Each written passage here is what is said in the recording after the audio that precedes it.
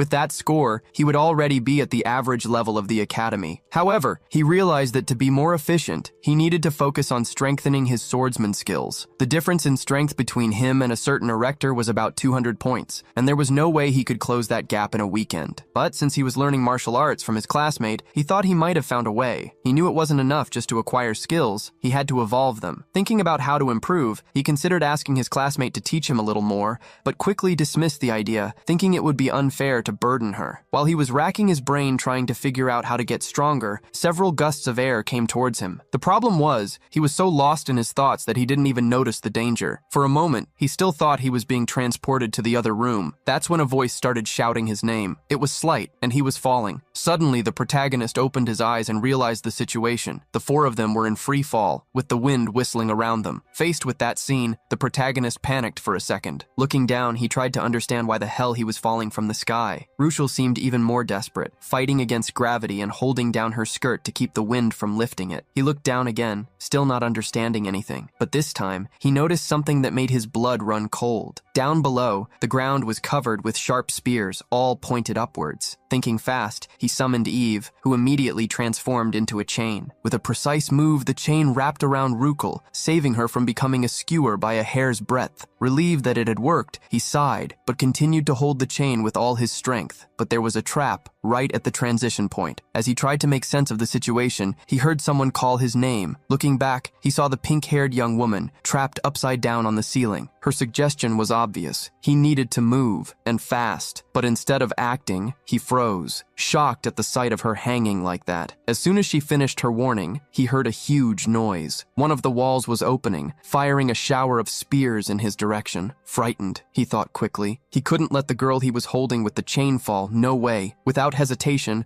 he gave a strong pull on the chain, throwing her upwards. At the same time, he had the idea of summoning Lilith while still controlling Eve. The young woman screamed in fear from the pull, but she needed to be thrown at that exact angle for the spears to pass right by without hitting her. The protagonist's quick move caused the spears to crash into each other. When the girl started to fall again, he was already there to catch her in his arms. She blushed a little at the closeness, while he asked if she was okay. Now the two of them were riding a hover bike. Calmly, he apologized for the pull from before, explaining that the situation was complicated and he had no choice. As he spoke, more traps were being activated all around. He just smiled and, with agility, began to dodge the axes that were flying towards them, destroying them all before they got close. Suddenly, it was clear that Slight was different. He now had 2 pairs of dragon wings on his back. With his divine sword in hand, he walked among the destroyed axes, wondering what was happening. He remembered the meeting with the professor. She had said that the traps would only appear after room 20, but they were only in the 3rd room, and the difficulty was already at this level. Flapping his wings to float, Slight saw a flying motorcycle zipping through the room and wondered when his friend had gotten an item like that. The protagonist, riding the motorcycle, was annoyed. He sped up, dodging the traps that appeared at every moment. Behind him, Ruchel still remembered how he had held her just moments before. Now, smiling, she hugged his back, already more comfortable with the situation. Surprised by the sudden hug, the protagonist got distracted for a second, and it was enough for an arrow to hit the motorcycle. He started weaving between the columns of the room, trying to dodge the weapons that were being launched at them. The danger was getting closer and closer,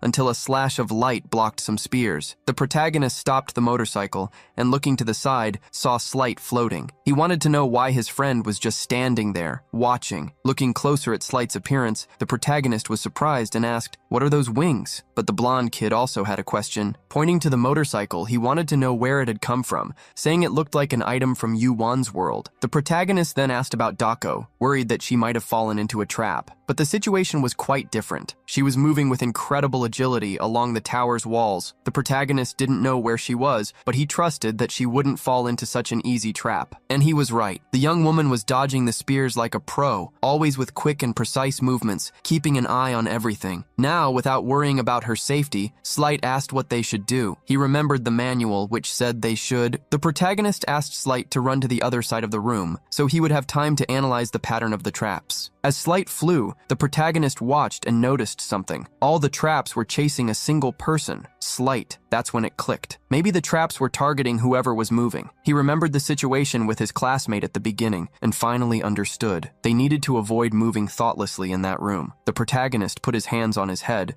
frustrated that he hadn't realized it sooner. Meanwhile, his classmate was trying to warn him about another arrow coming his way. The arrow hit the floating motorcycle. Annoyed, the protagonist pulled out the arrow and held it tightly. He needed to warn the others to stop moving, but if they did that, how would they pass the level? Holding the arrow tighter, he finally noticed something. A reaction was happening to it. Looking closely, he saw that the arrow was being absorbed. This was new. Since the first room, he had been trying to absorb concepts, but it had never worked. Now he looked at his sword. Could his hunch be right? He wouldn't know unless he tried. So, he decided to grab the sword. His companion, not understanding a thing, just watched. Before her eyes, he started absorbing the sword itself, and they were both shocked. After the sword dissolved in the protagonist's hand, turning into a golden dust, he received a concept, but it wasn't what he expected. Instead of sword, he received the concept of cutting, which reminded him of the thrusting technique his companion was teaching him. While he was thinking about this, Ruckle asked him to look in a certain direction. When he looked, he saw Slight surfing on a wave of traps. After getting out of the wave, all annoyed, he leaned on his sword. All of that had happened because he let his guard down, thinking that only the weapons were dangerous. After falling into the trap, Slight's vision began to darken, and he realized that he could barely defend himself from the dozens of new traps that were appearing. At that moment, the protagonist didn't just stand there. He was on Lilith, his glider motorcycle, and had to leave Ruckle behind to go help Slight. Before leaving, he had already apologized to her, and the girl understood that he didn't want her to get involved. As the protagonist sped over the waves hitting his friend, he gained more points in his water concept. Everything happened as he expected. What touched him was water, but he received the concept of waves. Finally, he began to understand his power and the reason he hadn't received the sword concept before. As he advanced on the motorcycle, Dako was jumping from pillar to pillar, analyzing the situation. She was surprised to look down and see the protagonist on the motorcycle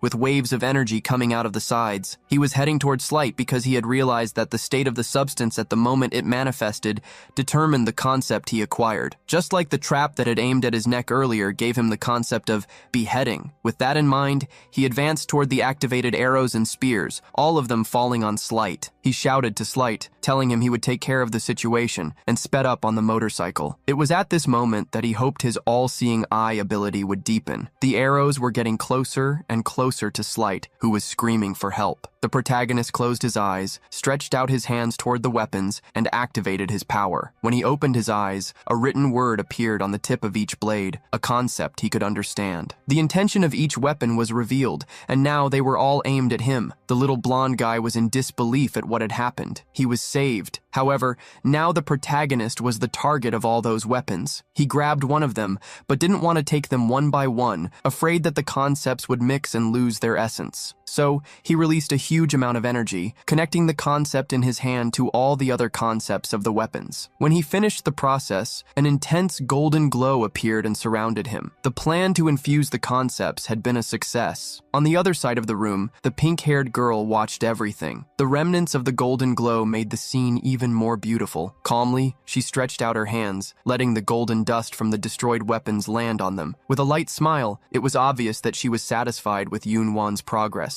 He finally stopped the motorcycle, a few feet away from Slight, who ran toward him. The protagonist was happy to see that his friend was okay. Slight looked surprised at what he was carrying in his hands and asked what it was. The protagonist admitted he didn't know. He just said that it appeared when he gathered all the weapons. While the two of them were talking, a new trap was activated. They immediately went on alert, but to their relief, the two girls appeared. With incredible and synchronized movements, they deflected the swords with their blows, preventing anything bad from happening. Ruchel sighed in relief, while the white-haired girl took the opportunity to scold the two of them again. The protagonist was so impressed with the girl's performance that he didn't even care about the scolding. Slight, on the other hand, didn't like it at all. With the last trap controlled, the 4 spheres of light appeared again, and the room change began. While they were being transported, the protagonist just watched the duo fighting again. Slight questioned why she always wanted to act like a savior, arriving at the last minute just to show off. The protagonist found that inspiring. Even though they were always fighting, he knew that one would always save the other. In response,